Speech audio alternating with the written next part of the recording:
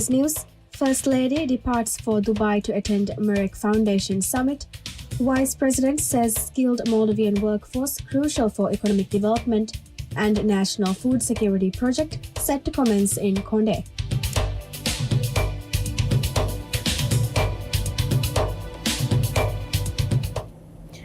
Bismillahirrahmanirrahim. Assalamu alaikum. Welcome to the English News Bulletin on MMTV. I'm Aisha Tashkil with the news this hour. The Presidential Commission investigating the fall of 21-year-old Hawa Yumna Rashid from a building in Male has concluded its inquiry and submitted its final report to President Dr. Mohamed Moise. In notable move towards transparency, President Dr. Moise has instructed that the report be published in full, marking a first in the country's presidential history. The five-member commission led by Dr. Mohamed Munawar was appointed on April 27th to investigate the circumstances surrounding Yumna's fall. On June 1st, it pledged to complete the inquiry within 2 weeks. During its initial press briefing, the Commission stated its independence and assured the public that the investigation would be free from external influence.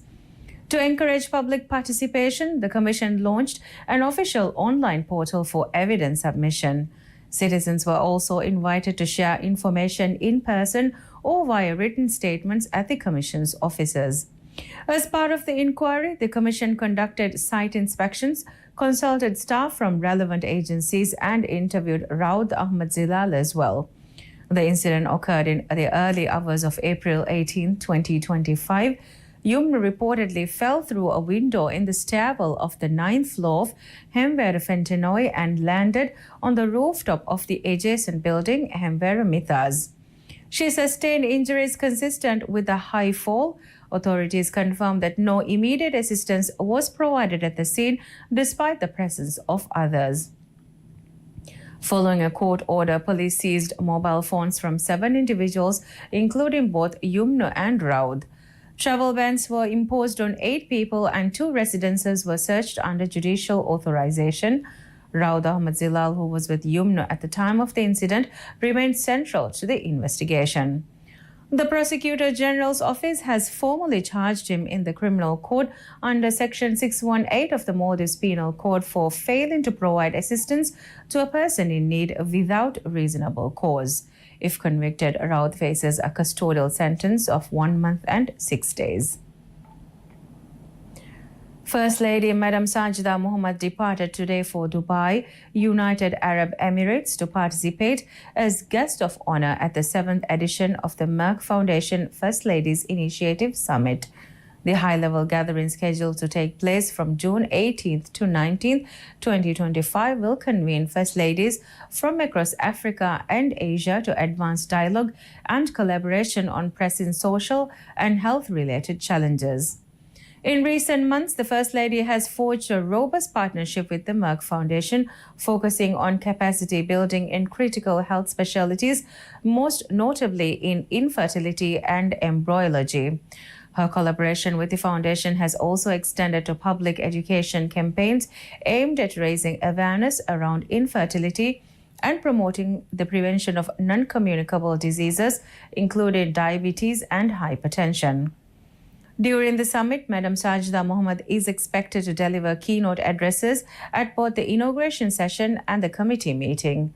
These sessions will address pivotal social issues such as dismantling the stigma surrounding infertility, promoting girls' education, empowering women, and reinforcing healthcare systems in regions facing a shortage of trained medical professionals. The summit will further serve as a platform to assess the progress of ongoing collaborative programs initiated through the Merck Foundation since the 11th edition of the Merck Foundation Africa-Asia Luminary held in Tanzania in 2024. The First Lady was in attendance at that event where she was appointed a Merck Foundation More Than a Mother Ambassador in recognition of her commitment to maternal and reproductive health advocacy. Vice President Ustaz Muhammad Hussein Mohammad Latif has emphasized the importance of cultivating a skilled Maldivian workforce over the next 5 years to realize President Dr. Mohamed Muiz's vision of transforming the Maldives into a prosperous economy. Speaking at the launch of the National Human Capital Needs Assessment Survey report at the Maldives National University Auditorium, the Vice President reaffirmed the administration's commitment to economic development through workforce participation and employment creation. He stated that President Dr. Muiz's foremost goal is to make the Maldives a developed nation by 2040. In support of this vision, he underscored the need to increase Maldivian involvement in income-generating activities and significantly reduce unemployment across the country. The Vice President noted that the government is working to create enough job opportunities to ensure that no Maldivian remains unemployed within the next 5 years. He acknowledged progress already made and called for sustained strategic efforts to achieve this ambitious target. He highlighted key sectors such as tourism, construction, healthcare, and education, where the need for qualified professionals remains pressing. He added that under President Dr. Muiz's leadership, new industries will be introduced, generating further demand for skilled labor and coordinated planning.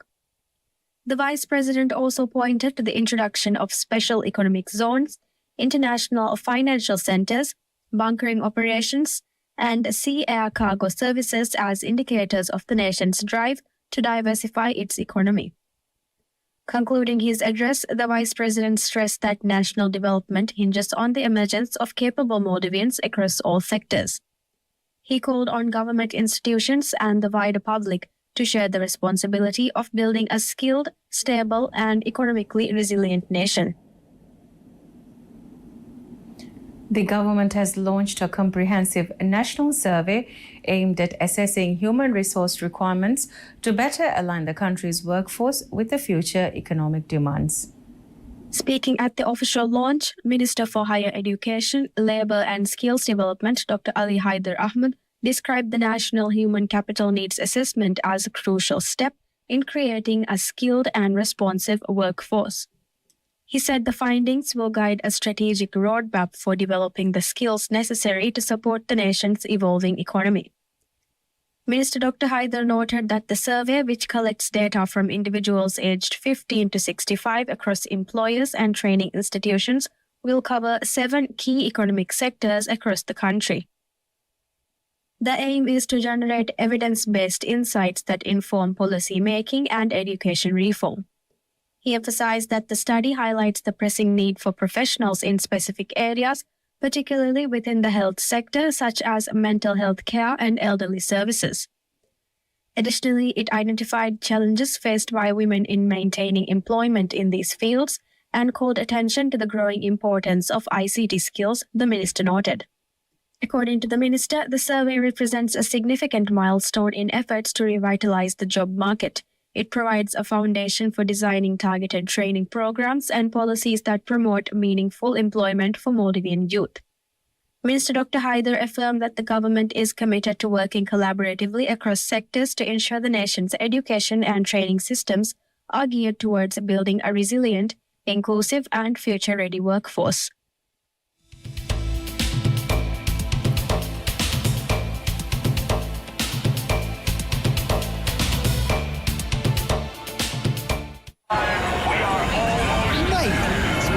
In here today. Of course, bro. It's the kickoff. It's the new Premier League season. I'll be ready. Get loud. This is new faces, latest drip, and fresh trims. It's time to believe. The greatest league in the world is back. Brought to you by MediaNet. Kafa, tiga pocket and the Nukontaga Fonolani, Kafa, passport at the family Gilligiayo. Kafe, Kanitani, for Shigilligiayo. Kokko Hasnue, Kafe Dani Hajjan Umbra Plain Nagag, Konkamaka Kafa Haswambi. Ituru Malumat, Elite Mobile App, Adi myelite.mv. Elite Eyelaya, Marhaba. Ingredients. Delight in every bite of our savory moringa dumplings. A burst of green goodness, Get a taste of authentic Maldivian food with a fusion of flavors with moringa rice and tuna skewers. Elevate your meal with moringa magic.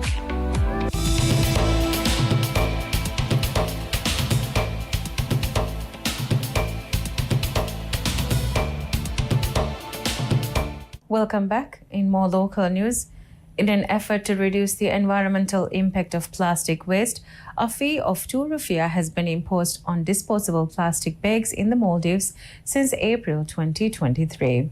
One of the main objectives of this measure is to decrease the volume of plastic imported into the country, and early indications suggest the policy is beginning to yield positive results. According to the Maldives Inland Revenue Authority, MIRA's annual report for 2024, there has been a noticeable reduction in the import of plastic bags as reflected in the revenue generated through the fee. MIRA collected 9.19 million rupiah in plastic bag fees last year, although this figure is just 0.3% lower than the estimated revenue of 9.22 million rupiah. It represents a significant decline when compared to the previous year. In 2023, plastic bag fees generated 12.66 million rupiah, indicating a year-on decrease of 27.4%. Revenue from the plastic bag fee is calculated based on annual consumption levels. The lower revenue therefore points to a reduction in usage, which is consistent with the government's environmental aims. The Garfalif Konde Council has handed over land to the Ministry of Agriculture and Animal Welfare to begin a national food security project on the island. The handover ceremony took place at the ministry's headquarters, attended by Minister Dr. Maria Maria, a senior official, and council members from Konde. The handover ceremony took place at the ministry's headquarters, attended by Minister Dr. Maria Maria, senior officials and council members from Konde. The project is part of the government's broader efforts to improve food security by boosting domestic agricultural production. Konde was selected for its large land area with 116 hectares, making it one of the largest inhabited islands in the Maldives. The ministry stated that the project would prioritize cultivating commonly consumed produce and fruits using modern agricultural technology. It also aims to reintroduce traditional crops that have declined over the years. Officials said preparations are underway to identify individuals or groups who will run the project, and further announcements are expected soon. The initiative will be implemented in close partnership with local residents and farmers, ensuring that the community directly benefits from the development.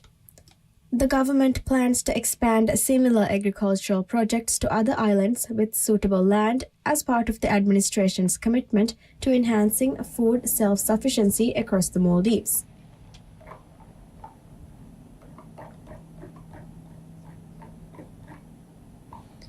Health Minister Abdullah Nazim Ibrahim has stated that political leaders in the Maldives have never before experienced such a level of independence in carrying out their political activities.